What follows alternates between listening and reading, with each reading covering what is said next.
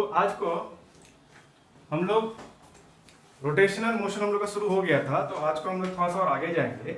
Centre of मास हमारा क्या है और सेंटर ऑफ ग्रेविटी क्या है ये हम लोग कर चुके थे। सेंटर ऑफ मास को पहचानना और सेंटर ऑफ मास का वैल्यू निकालना ये भी हम लोगों ने सीख लिया था। एक बार अगर हल्का सा रिकैप करें तो हम लोग को एक ही चीज का ध्यान रखना है, that is principle of moment. उससे पहले ये जानना है कि ये मोमेंट क्या है। मोमेंट का मतलब हो जाता है angular effect of that thing. जिस चीज का मोमेंट निकाल रहे हैं, मोमेंट का मतलब हो जाएगा एंगुलर इफेक्ट। तो मोमेंट ऑफ मास अगर निकालेंगे तो एंगुलर इफेक्ट ऑफ मास क्या होगा, एक शब्द में अगर कहने जाएं तो उसको कहते हैं मोमेंट ऑफ मास।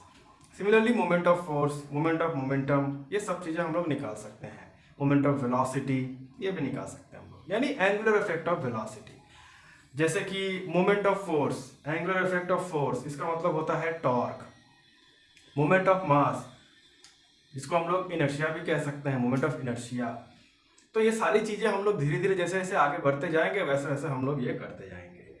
तो हम लोग क्या देख रहे हैं, अभी तक हम लोगों ने सेंटर ऑफ मास निकालना सीखा, और सेंटर ऑफ मास हम लोग निकालेंगे मोमेंट ऑफ मास के मदद से। और मोमेंट ऑफ मास, जब ये जान गए कि मोमेंट क्या होता है, तो हमारे पास एक प्रिंसिपल है, that is known as principle of moments. Principle of moments हम लोग को ये कहता है कि the algebraic sum of all the principles of moments, the algebraic sum of all the moments of mass is zero. ये याद रखना, the algebraic sum of all the moments of mass is equal to zero. Moment of mass नहीं भी कहो तो simple moment की अगर बात कर दो तो ये कह सकते हो कि the algebraic sum of all the moment is equal to zero. अब इसको चाहे दूसरे भाषा में भी कह सकते हैं कि the summation of all the clockwise movement is equal to summation of all the anti-clockwise movement. तो ये दो तरीके से हम लोग प्रिंसिपल ऑफ मोमेंट को दर्शा सकते हैं। एंड इसी मोमेंट्स का इस्तेमाल करके, यही प्रिंसिपल ऑफ मोमेंट का इस्तेमाल करके हम लोगों ने सेंटर ऑफ मास का वैल्यू निकालना सीख लिया था। सेंटर ऑफ मास का वैल्यू तो क्या होता है? सेंटर ऑफ मास का वैल्यू की बात करें अगर, तो generally centre of mass is assumed to have the mass of entire body. तो उसका मास तो हम लोग पकड़ सकते हैं, सारे बॉडी का मास वहीं पे फोकस्ड है। एक्चुअली हम लोग निकालते हैं यहाँ पे location of that centre of मास। अभी लोकेशन निकालने के लिए हम लोगों को ओरिजिन पकड़ना बहुत जरूरी है। तो ओरिजिन कहाँ पे पकड़ रहे हैं, इसके ऊपर ही हम लोगों का मेन ये सोल्यूशन आता है कि किस तरीके से वो कहाँ पे लोकेटेड है। क्योंकि अगर हम लोग ओरिजिन, सपोज अगर हम लोग 2 पार्टिकल बॉडी सिस्टम पकड़ लिए, जहाँ पे 2 पार्टिकल सिस्टम है, ये रहा 2 पार्टिकल सिस्टम। ये 2 पार्टिकल सिस्टम में अगर मान लो इसको यहाँ नहीं रख के यहाँ भी रख दो, suppose this is 1 particle and this is another particle, ये तो बिल्कुल सही है कि अगर 2 पार्टिकल सिस्टम है तो इन दोनों का सेंटर ऑफ मास, इन्हीं के जो लाइन ज्वाइनिंग है यहीं पे कहीं होगा, इधर इधर इधर इधर कहीं भी हो सकता है, जनरली वो दोनों के बीच में ही होता है। अब अगर ये ओरिजिन पकड़ लिए, अब मान लो यहाँ पे एक सेंटर ऑफ मास हो गया, तो ये अगर ओरिजिन पकड़ लिए तो यहाँ से ये दूरी हम लोग को लेना पड़ेगा और यहाँ से इसकी दूरी लेनी पड़ेगी। अगर ये ओरिजिन पकड़ लिए तो यहाँ से इसकी दूरी लेनी पड़ेगी और यहाँ से इसकी दूरी लेनी पड़ेगी, जो कि ऑलरेडी है हमारे पास।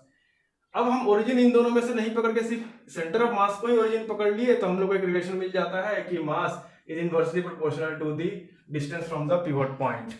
यानी हम लोग को जितना बड़ा मास बढ़ाएंगे उतना ही ज्यादा हम लोग, यानी सेंटर ऑफ मास के करीब, जितना ज्यादा हम लोगों का मास बढ़ेगा हम लोग का सेंटर ऑफ मास उतना ही करीब होता जाएगा उस मास का जो बड़ा है। ये हम लोग पिछले क्लास में अच्छे से डिस्कस कर चुके थे। यहाँ पे अगर हम लोग ओरिजिन ये छोड़ के कहीं हम लोग तीसरा पॉइंट पकड़ लिए, let this be the origin, तो भी हम लोग ये पकड़ सकते हैं R1, ये पकड़ सकते हैं R2 और ये हो गया R3। तो R3 का वैल्यू वहां पर कैसे निकाल सकते हैं, R3 is equal to M1। अगर इसका M1 पकड़ लिया, इसका M2 पकड़ लिया और ये तो सेंटर ऑफ मास हो गया, तो M1 R1 plus M2 R2 by M1 plus M2। Simple जो फॉर्मूला है, ये भी कहां से आया था, ये भी मोमेंट ऑफ मास से ही आया था, principle of moment of mass से। इसको इधर भेज देंगे तो बिल्कुल principle of moment of mass का ये जो प्रिंसिपल उसको फॉलो करता है। पिछले क्लास में हम लोगों ने इसके बारे में डिटेल स्ट्रक्चर, डिटेल बढ़िया से स्टडी किया था, यह बस उसी का एक रिवीजन था। आगे हम लोग क्या करने वाले हैं, आज को सिर्फ हम लोग न्यूमेरिकल्स प्रैक्टिस करेंगे ताकि हम लोग का इसके ऊपर पकड़ और मजबूत हो जाए, कॉन्सेप्ट और भी क्लियर हो जाए। तो यहाँ पर एक चीज हम लोग को और पकड़ना पड़ेगा, समझना पड़ेगा। अभी तक हम लोगों ने लोकेशन निकालना सीखा है यानी location of centre of mass was equal to m1 r1 plus m2 r2 by m1 plus m2। ये r जो दिख रहा है, r is the location of that point. Location पता करने का दो तरीका होता है। पहला तरीका हो गया कि r यानी कि पोजीशन वेक्टर या डिस्प्लेसमेंट वेक्टर, दोनों में से कोई भी एक ये रूप ले सकता है।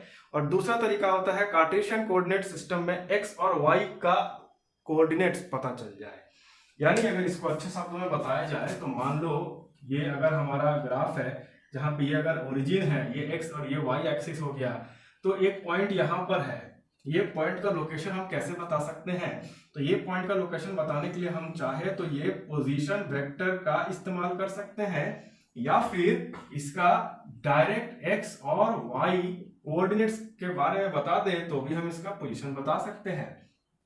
तो अब तक हम लोग ये पोजीशन वेक्टर का इस्तेमाल कर रहे थे, अब हम लोग जरा कोऑर्डिनेट्स भी निकालना सीखेंगे।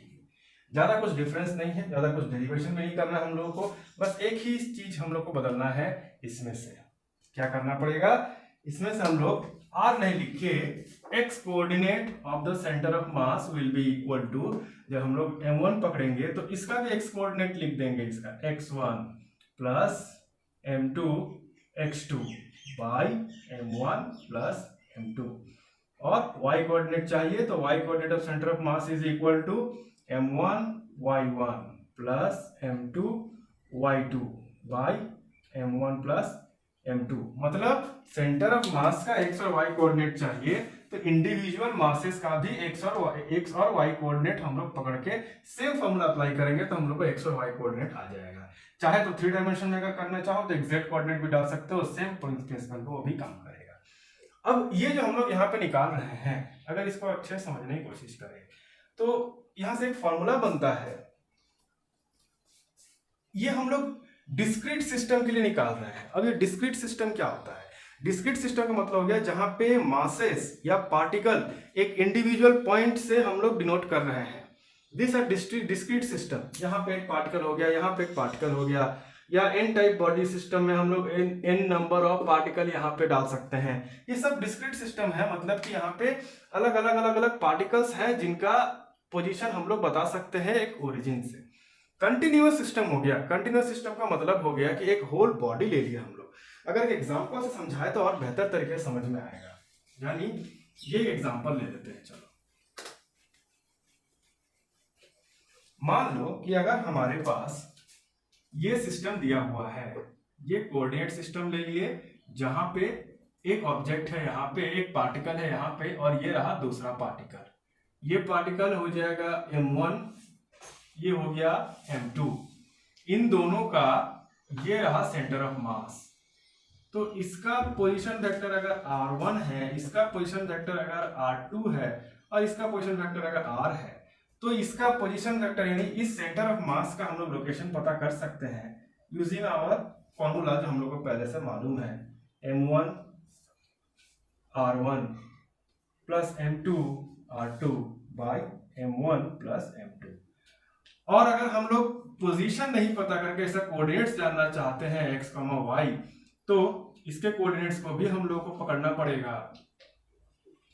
और हम लोग यहाँ पे x ये centre of mass m1 x1 plus m2 x2 by m1 plus m2 and so on. चाहे तो y और z भी निकाल सकते हैं, बिल्कुल सेम इसी तरीके से x की जगह पे y पुट कर देंगे और यहाँ पे x की जगह पे z पुट कर देंगे। अब यहाँ पे एक चीज समझने की बात है, यहाँ पे हम लोग अलग अलग पॉइंट पकड़ लिए थे। डिस्क्रीट सिस्टम है। कंटिन्यूअस सिस्टम में हम लोग के पास एक होल बॉडी रहेगा।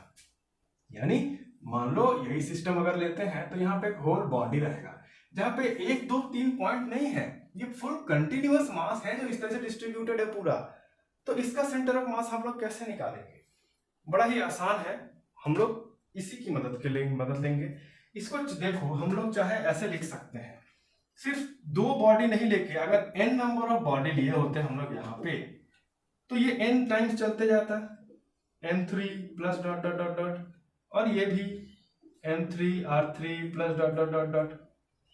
फाइनली हम लोग एक शब्द में यहाँ पे क्या लिख सकते हैं? ये सारा का सारा मास अगर ऐड कर दिए ये क्या हो जाएगा 1/m पकड़ लेते हैं, m का मतलब हो गया टोटल मास, कैपिटल M है ये, और ऊपर में ये क्या हो जाएगा, ये हो जाएगा summation of mi/ri where I starts from 1 and goes to n।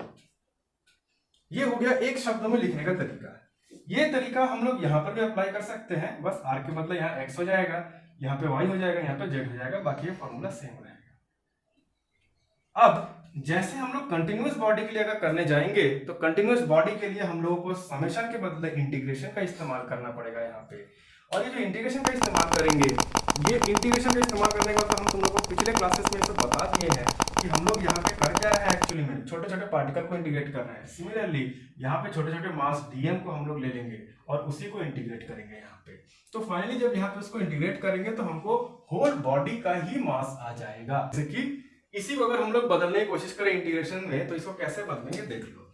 यहाँ पर फॉर होल बॉडी सिस्टम इस तरह से देख सकते हो, या फॉर कंटिन्यूअस या होल बॉडी, ये हम लोग लिख सकते हैं r of centre of mass is equal to 1/m। ये तो कांस्टेंट है, नीचे वाला क्या होगा टोटल कैलकुलेट, टोटल मास सारे इंडिविजुअल पार्टिकल्स को अगर हम यहाँ पे ऐड कर दे तो इसका टोटल मास जो m है ये आ जाएगा, तो 1/m लिख दिए। समेशन के बदले हम लोग इंटीग्रेशन लिख देंगे यहाँ पे, और m जो दिख रहा है यहाँ पे ये क्या लेंगे, हर एक का छोटा dm ले लेंगे हम लोग। तो इंटीग्रेशन है तो किसको इंटीग्रेट कर रहे हैं, मास को इंटीग्रेट कर रहे हैं, इसलिए यहाँ पे dm रहेगा यहाँ पे, और ये रह गया r, ये रह गया यहाँ पे r, यानी जिसको हम लोग को फाइनली लोकेशन हर एक का देते रहेंगे और ये इंटीग्रेट करते रहेंगे। जनरली में इसको और भी अच्छे समझ पाओगे जब इसका एक सम करोगे, तब न्यूमेरिकल्स करोगे तब ये और समझ में आएगा। बट यहाँ पे फॉर्मूले के लिए समझ सकते हो कि इंटीग्रेशन r dn।